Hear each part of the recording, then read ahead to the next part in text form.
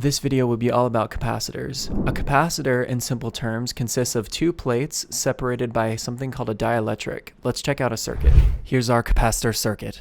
We'll draw positive and negative charges in red and blue, respectively, then we'll turn the switch on and see what happens. Charge seems to flow normally until it doesn't. It just stops. Maybe if we turn the switch on and off again, Yep, still nothing. This is precisely how a capacitor works. Let's rewind and take a closer look. As of right now, the plates are in equilibrium, but as soon as we turn the switch on, negative charges accumulate on one plate until the plates are perfectly balanced, with each plate possessing equal and opposite charge. The charge on this capacitor is now stored in a physical phenomena called the electric field. This electric field acts as a glue, with the positive plate holding onto the negative charge, preventing charge from flowing.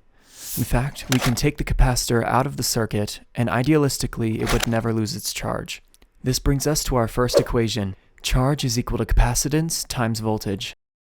We'll now begin with our first practice problem involving this equation. The question is, what is the voltage of the battery if the capacitance of the capacitor is 5 microfarads and the charge of the capacitor is 25 microcoulombs? We'll draw the necessary equation in the top right corner. Pause the video and see if you can solve this equation. Alright, this should be a fairly simple problem. Q and C are known variables. We can solve for V by dividing both sides by C, and that will leave us with V. This equation should yield 5 volts as your final answer. If that was your answer, nicely done. Your 6th grade math skills are really shining through. Now let's increment the level. This is where things get a little interesting. I'll explain the problem. These are the initial conditions, and the capacitors are uncharged. The switch starts at B and fully charges the capacitor. Then the switch moves to A and remains there until the circuit is in equilibrium. The question then is, what is the voltage across each of these two capacitors at this point? Since this problem is a little bit longer, I'll type out the problem on the screen. This problem is a little bit more complicated, but pause the video and see if you can try it on your own. Alright, so first off, I'll label the capacitors as C1 and C2 respectively. When the switch moves to B, this is our circuit. To the left of this capacitor, I'll draw a small charge meter. The size of the bar will represent the relative capacitance. Here's the flow of charge. The capacitor fills with charge equal to the product of its capacitance times the voltage. Using this equation, we get 2.8 millicoulombs, and we'll save this value for the next part. Now when the switch flips to A, this is our circuit. Let's clear out some of the clutter and analyze what's going on. I'll draw charge meters for each capacitor. What do you think will happen when the circuit looks like this? It should be clear that the capacitor will lose some of its charge. But how much? Well, that's what we're going to be solving for. Capacitance can be considered a concentration of charge per voltage. If we take this into consideration, we can add the capacitors together to find the total capacitance. Then we can use this number as a ratio to find the fractional capacitance of capacitor 1. If we multiply this by the charge we previously found, we should get the amount of charge that is currently on capacitor 1. We can follow through the same process with capacitor 2 to find its charge. Now that we've calculated the charges of each capacitor, we can find their respective voltages by using our equation again and just solving for V. Solving for our first capacitor, we get 2.1875 volts.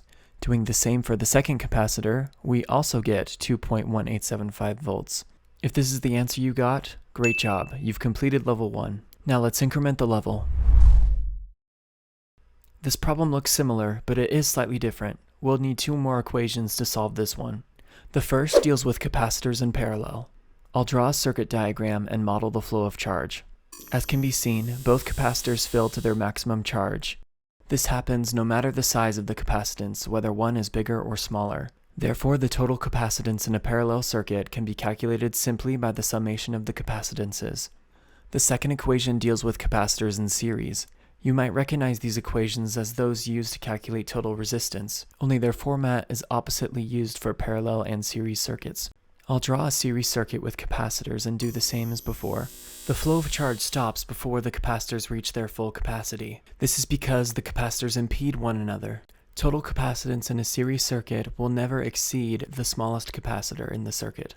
It is also important to note that the charge of these two capacitors is the same.